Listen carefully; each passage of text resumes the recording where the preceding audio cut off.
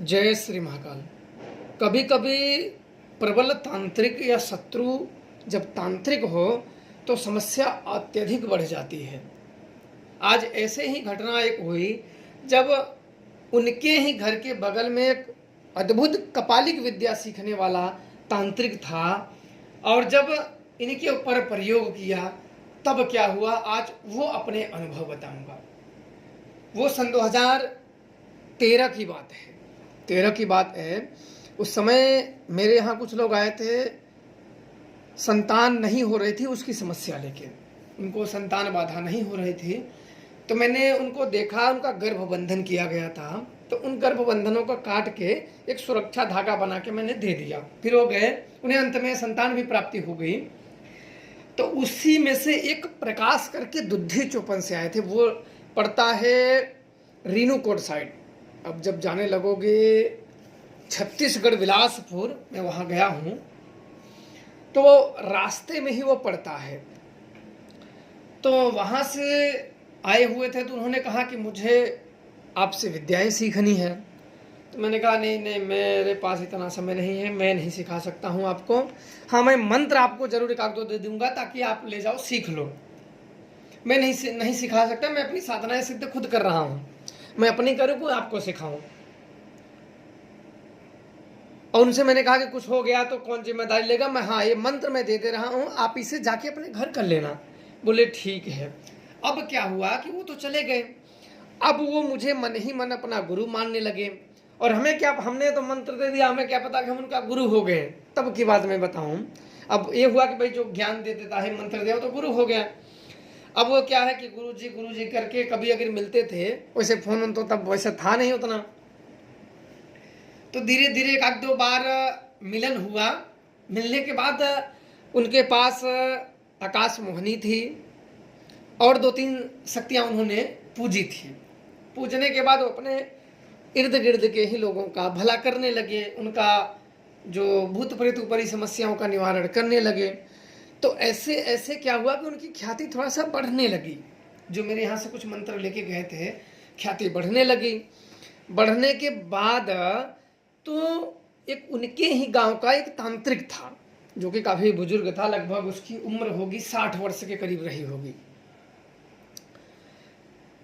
तो इनमें क्या हुआ कि कहाँ जहाँ वो बुजुर्ग देखता था, तो मरीज को जानते हो, इनके भी पास ये जाते हैं, उनके भी पास जाते हैं और उनके भी पास जाते हैं। तो ये जब समझो जिनके पास जाएंगे तो सामने वाले की बुराई करेंगे, वो नहीं कर पाया। और इनके पास जाते हैं तो उसकी बुराई करेंगे, वो नहीं। जिसके पास ये रहेंगे मरीज, उसी की अच्छाई गाएंगे, बाकी बुराई गाएंगे। तो हुआ भी इन दोनों के साथ यही भी। जब बुढ़े के पास जाते थे तो इसकी बुराई करते थे, और इसके पास जब आते थे तो बुढ़े की बुराई करते थे। तो इन्होंने क्या था, नया खून था। अब ये बुढ़े के बारे में कुछ बोल दिए।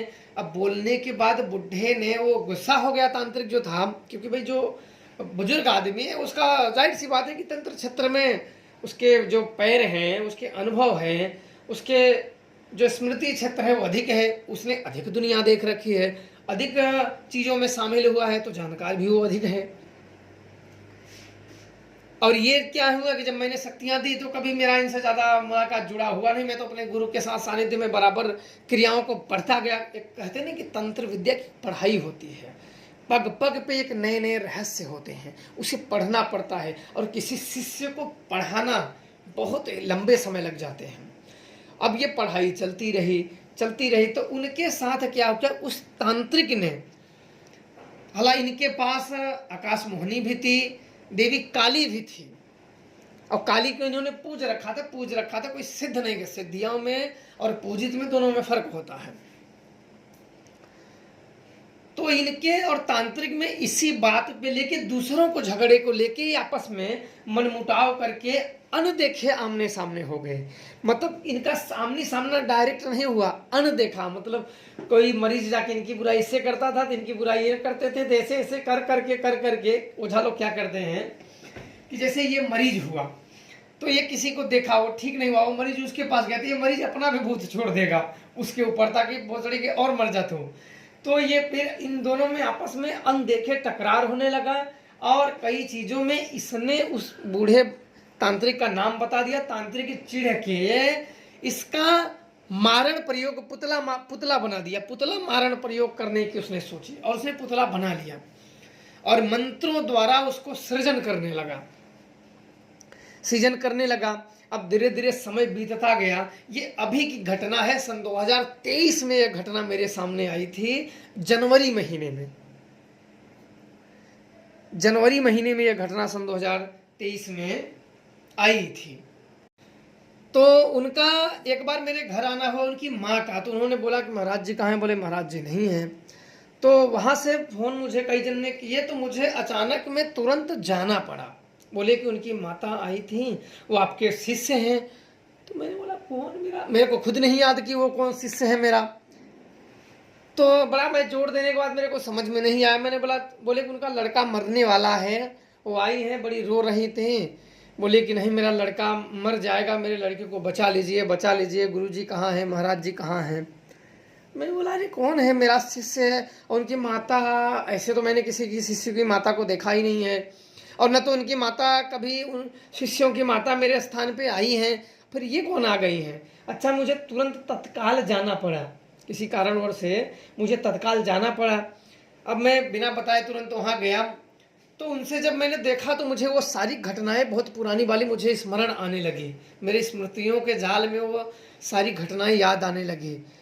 तो मैंने कहा कि अच्छा आप प्रकाश की माँ हैं क्या? बोले हाँ। बोले अच्छा प्रकाश कैसा है? मैं पूछा तो बोले वो मर रहा है, अंतिम सांसें गिर रहा है, मेरे लड़के को बचा लो। ऐसे कह के मेरे पैर पे गिरने लगे। तो मैंने उन्हें पकड़ लिया। अरे माता जी अब ये क्या कर रही हैं आप? मुझे क्यों नरक में भेज रही हैं? आपका क्यों मेरे पैर पड़ रही हैं?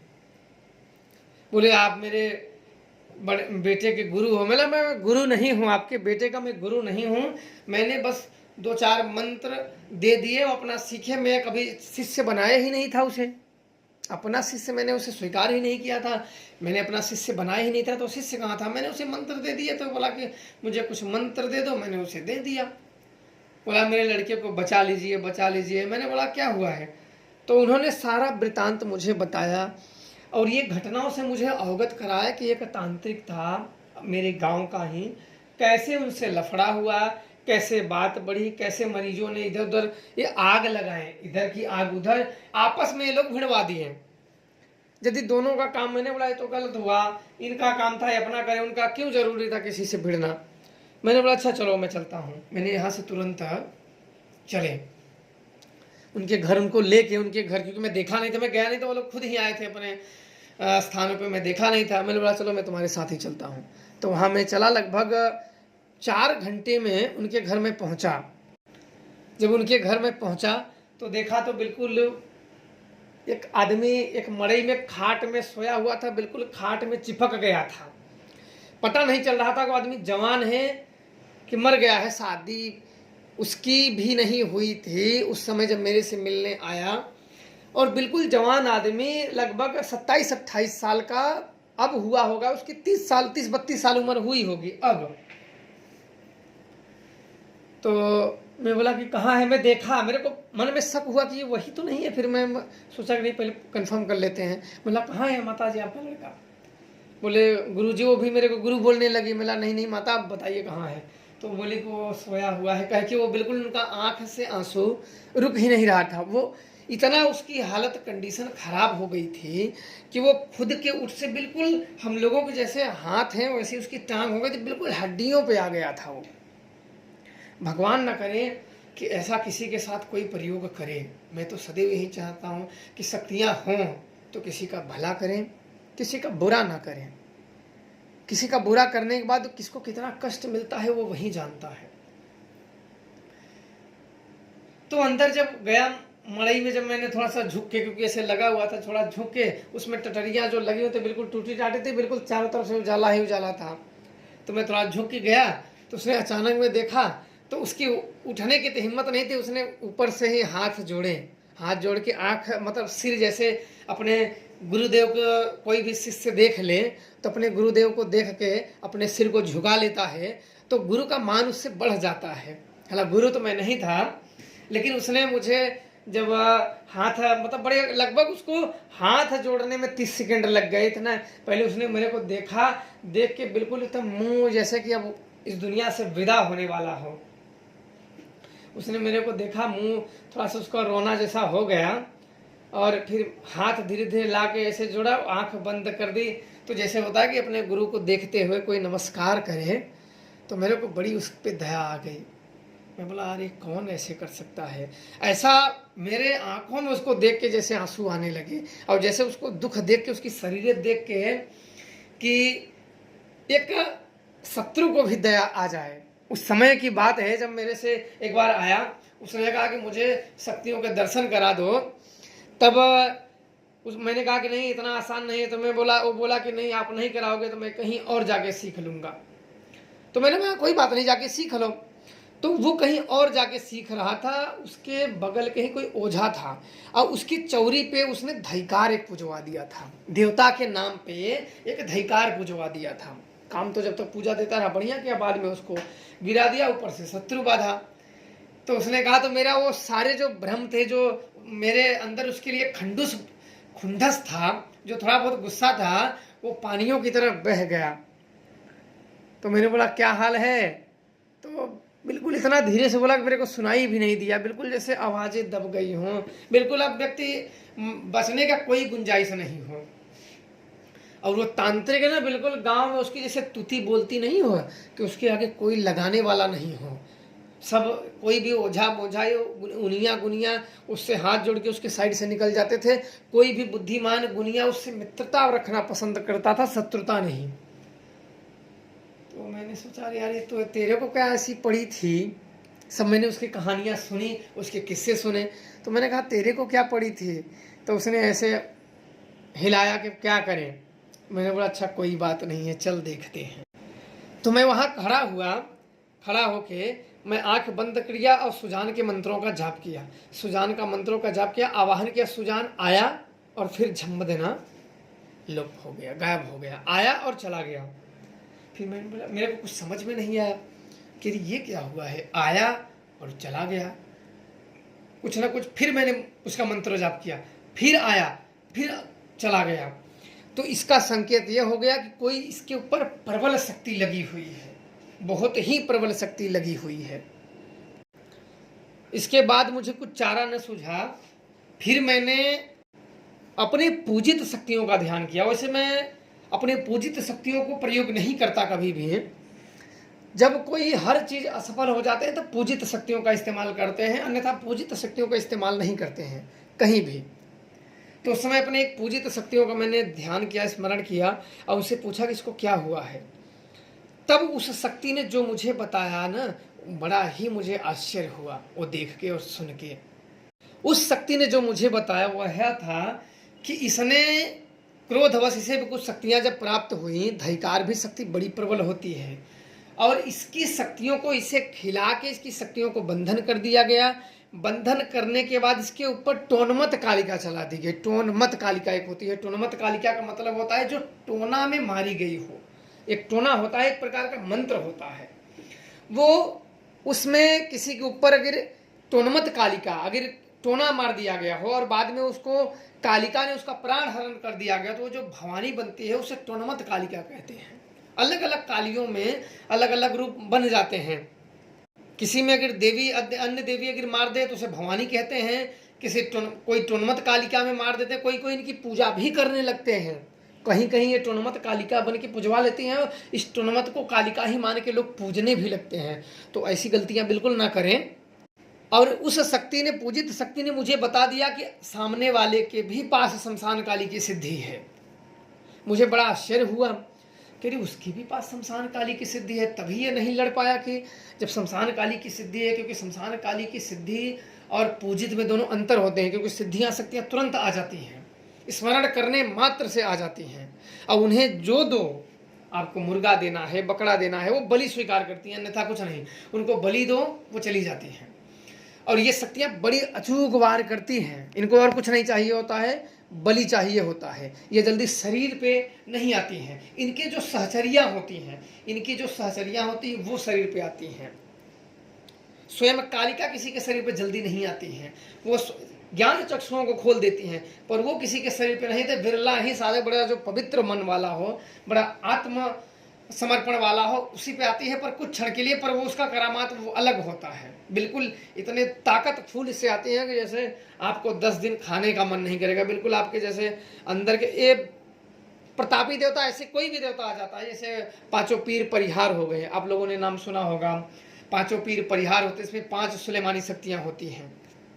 होता है बिरतिया, बिरतिया जिसे बोलते हैं, वो घर की चौखट पे उसकी शक्तियां लगी रहती है, किसी भी शक्तियों को घर के चौखट से अंदर नहीं आने देता बिरतिया। होता है अहिरावीर, ये भी तंत्र में बहुत ही प्रचंड शक्ति होती है अहिरावीर। और दूसरी तीसरी जो होती है वो होती है मोहनी, किसी भी शक्तियों को वो लेके भाग जाती है, किसी भी बड़े से बड़े ओझा तांत्रिक को भरमा देती है। रहता क्या है उसको दिखा क्या देती है, बातें वो सत्य क्या रहते हैं उसको झूठ दिखाते, उसे बोलते हैं भरमाना। कोई भी शक्ति जब भरमाती है तो हमारे भाषा में उसे बोलते हैं कि शक्तियां भरमा रही है, और अच्छी तरीके से देखो ये तुम्हें भरमा रही है। अब उसी तरीके से भवानी जो होती हैं, जिसे कई कई लगा देवी मानते हैं, भवानी भी उसी तरीके से भरमाती है। भवानी भरमाने में बहुत तेज होती है। तो मैं इन सब चीज़ों को जानता था बड़ी अच्छी तरीके से, और उस जानकार को पता चल गया कि कोई एक नया सा आया हुआ है इसको ठीक करने के लिए। और बड़ी उसके घर में ये दिक्कत थी कि वहाँ उसके मड़ई में हिलते ही ऐसे लगा कि किसी सड़े हुए आदमी को कोई 2 महीने से सड़ गया हो और उसी मड़ई में रख दिया गया हो। इतनी बदबू आ रही थी ना कि बिल्कुल नाक से सांस खींचा नहीं जा रहा था, कि बिल्कुल जैसे कि सड़ गए हो आदमी। इतनी हालत खराब हो गई वो मैं बता नहीं सकता था, इतनी बदबू आ रही थी। मसानी क्रियाओं में यही होता है। और उस तांत्रिक का इतना तोती बोलता था, वो सामने आके दहाड़ता था कि जिसको जो करना है कर ले, मेरा जो तंत्र वापस कर देगा ये मैं उसके पेशाब से मूछा बनवा दूंगा। ऐसे वो बोलता था अपने मूछ को, उसको 2-3 बार वो हाथ से मसल के, जैसे वो बिल्कुल वो राजा महाराजा वाले करके, कि जिस दिन मेरा चला हुआ कोई ठीक कर ले माई का लाल, तो मैं उसके पेशाब से मूछ बनवा दूंगा। दुनिया में कोई नहीं मिलेगा इसे ठीक करने वाला, क्योंकि भाई उसके भी पास शमशान काली थी, वो भी प्रचंड सिद्धि वाली। तो वो भी उसको मालूम था ना कि, और उसके पास और भी तांत्रिक शक्तियाँ थी शमशान काली के अलावा, और भी उसके पास तांत्रिक विद्याएं थी जिसकी काट बहुत मुश्किल होती है। और उन शक्तियों और उन सिद्धियों के मध्य में वो चूर था। शमशानी पूजा, क्रूर शमशानी पूजा करता, जैसे बलियों को विधान देना, लोगों को बेवजह बिल्कुल जैसे क्रूर होते हैं ना, कि क्रूरता वाली पूजा करना, कि पशुओं की जैसे बकरा हुए, मुर्गा हुए, जितना जरूरी नहीं जरूरत से अधिक बलि विधान काट मार करना, उसे क्रूर कहते हैं। अब क्रूर का अंत भी बहुत क्रूर ही होता है। फिर मैंने एक सुरक्षा मंत्र पढ़े। मैंने उनकी माता से कहा कि आप 1 लोटा पानी लाइए, और उसको इतना मेरे को देखा तो बड़ा थोड़ा सा आंखें उसके देखने से चमक आ गई कि मैं हो सकता है, उसको एक उम्मीद की किरण जाग गई थी। नहीं, लेकिन वो इसके पहले वो जहाँ देखता था गहरी, बड़ी गहरी निगाह में देखता था कि अब मेरा प्राण कब छूटे। तो मैंने उसे आश्वासन दिया कि कोई बात नहीं, मेरे रहते कोई तुझे मार नहीं सकता है, कुछ भी हो जाए, वो कपालिक से, वो तांत्रिक से मुझे लड़ना पड़े लड़ेंगे, फिक्र मत कर, मैं आ गया हूँ, ऐसे कहा। तो फिर आधे रोने मन से मैंने कहा कि फिक्र मत कर, मैं आ गया हूँ, तुझे कोई भी कुछ नहीं कर सकता। एक बाल भी तेरा अगर बांका कर दिया तो उसी दिन से मैं भी पूजा छोड़ दूंगा शक्तियों का। अगर तू मेरे आंख के सामने, इस तांत्रिक में इतना बल है, मेरे आंख के सामने, और मेरे होते हुए भी तेरा एक बाल अगर इसने उखाड़ दिया तो उसी दिन से धिक्कार है, मैं पूजा छोड़ दूंगा शक्तियों का, मंत्र जपना छोड़ दूंगा। मैं भी अपने उसमें आ गया के साथ ऐसी शक्तियों का पूजा करना क्या, कि ये ऐसे बोल के जाए, उसी दिन अगर तो अगर ऐसी चीज नहीं कर पाया तो मैं पूजा बंद कर दूंगा। चल अब हो ही जाए तेरा, जो बचेगा वही विजयी होगा। और इतना मैं बोल ही रहा था, तब तक बगल का उसके भाई अगल बगल के ही तो आ गया। बोला अरे बाबा जी क्या बोल रहा है मेरे बारे में। मैं बोल रहा हूँ कि तू जो सुना वही मैं बोल रहा हूँ, और क्या बोल रहा हूँ। बोला कि तू मुझे पछाड़ेगा। उसने बड़ा मतलब घमंड पूर्वक कहा कि तू मुझे पछाड़ेगा।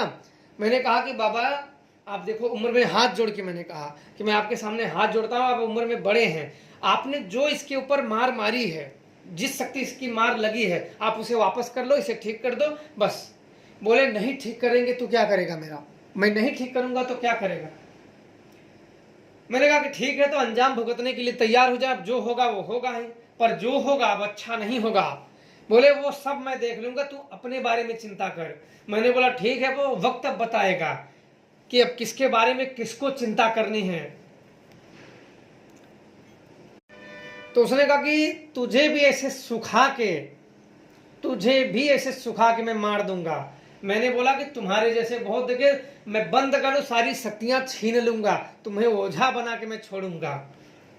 उसने कहा कि अच्छा, तेरी इतनी हिम्मत, आज चल बचा दे, क्या तेरा क्या हसर करता हूं। उसने मुझे ये कहा कि तुझे, उसने कहा कि कसम उस शमशान काली की, उसने भी ऐसे ही कहा, कसम उस शमशान काली की कि तुझे कल का सूरज नसीब नहीं होगा।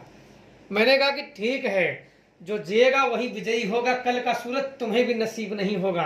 अगर तुम्हें इतना ही घमंड है तो मैं भी बोलता हूं कि तुम्हारी सारी शक्तियों को नष्ट न कर दूं तो मेरा भी नाम नहीं।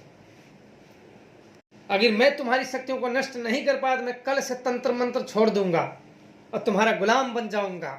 ऐसे कि मैं भी मतलब मन में ऐसे क्रोध आ गया ना कि जुबान तो रुक ही नहीं रही थी। ऐसा मन में ऐसा क्रोध आ गया ना कि सामने मतलब मृत्यु से अगर साक्षात्कार हो जाए ना तो बहुत आएगी, मृत्यु आएगी और क्या आएगी, मरना तो है ही, फिर डरना क्या है। पर ऐसे नहीं, ऐसे कुत्तों कमीनों के सामने नहीं झुकना है, डरना नहीं है। आदमी झुकता है लोक लाज के डर से कि अब मान किसी का भय ना हो, पर जब हाँ मरने मारने की बात है वहां क्या झुकना। मैंने बोला ठीक है चलाओ, आज तैयारियां कर लो। बाकी अब अगले पार्ट में आप लोगों को अवश्य बताऊंगा।